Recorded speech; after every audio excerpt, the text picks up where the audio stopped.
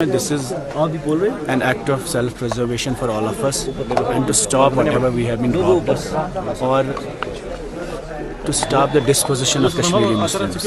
تو ہر کسی شخص کی کوشش یہ ہے کہ کشمیریوں کے پاس آئین تھا، اپنا جھنڈا تھا، اپنا ایک سمویدھان ہوتا تھا اور اپنے رائٹس، اسٹرانگیسٹ اسمبلی تھی ہمارے پاس.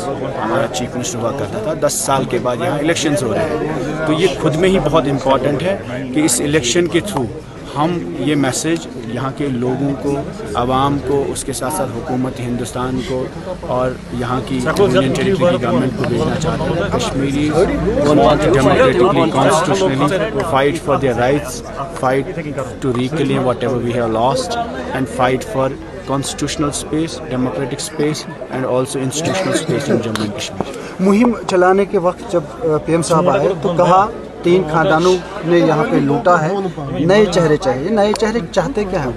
میرے خیال میں یہ تو نئے پرانی وہاں دلی کا ایک نیریٹو ہے، لیکن کشمیر میں بزرگ ہو، نوجوان ہو یا ہماری مائیں بہنیں ہوں، کامن کنسرن ایک ہی ہے کہ ہمارا فیوچر بہت انسرٹن ہے اور بہت فیئرس ہے.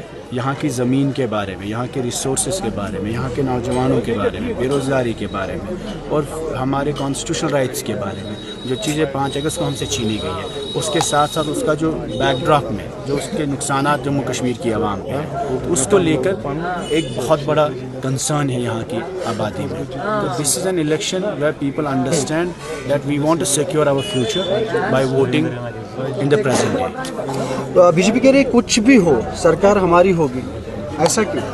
تو ٹھیک ہے، ان کا نیریٹو ہے، وہ 2014 میں بھی کہتے تھے 44+، وہ ہر وقت وہ ایک نیریٹو چلاتے ہیں، لیکن انشاءاللہ سرکار جموں کشمیر کی عوام کی بنے گی اور ایک اچھے مینڈیٹ سے بنے گی. ہماری کوشش ہوگی، مجھے لگتا ہے پیپلز ڈیموکریٹک پارٹی کے بنا کوئی سرکار نہیں. اور لوگوں کے مزاج کے بارے میں اگر بتائیں، کیا 2019 کے بعد مزاج میں کشمیریوں نے صبر کیا ہے اور صبر کا نتیجہ they have responded at appropriate time and they have responded on the election day democratically, peacefully, اور انہوں نے اپنی جانیں بچائی ہے. اور سب سے وائز ڈیسیجن یہ تھا کہ ہمیں جمہوری طریقے میں، جمہوری نظام سے ہی جواب دینا ہے. ہر جب ہم الیکشنز کی بات کرتے ہیں، جو بھروسہ کبھی توڑا گیا تھا، جیسے آپ بھی بولتے ہیں 87 میں، کیا دلی اس وقت چاہے گی کہ ایسا کوئی بات ایسی نہ ہو جس سے لوگوں کے دل بھی ٹوٹیں اور لوگ جو ہے ہماری امید ہے اس الیکشن سے جو جماعت سے لے کر، جو سپریٹسٹ اسپیسز سے لے کر، ڈیموکریٹک اسپیسز سے لے کر، جو کچھ لیڈران ابھی بھی بند ہیں،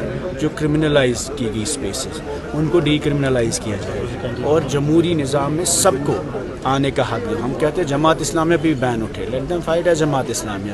تو ہماری کوشش ہے 1987 میں جو نیشنل کانفرنس نے یہاں غلطی کی، پش کیا لوگوں کو وائلنس، ملیٹنسی میں، اگر اس وقت کشمیری مسلمان کو جگہ ملی ہوتی، مف کے کینڈیڈیٹس کو جگہ ملی ہوتی، شاید ہمیں 1 لاکھ قبریں کشمیر میں آج نہیں ہوتی. 1 لاکھ جو یہاں جموں کشمیر میں لوگ یہاں بھاگ رہے، جن کی قبریں بنی، because Kashmiri Muslims were deprived of a space and deprived of a democratic space. So I think we should not see elections mere as an event.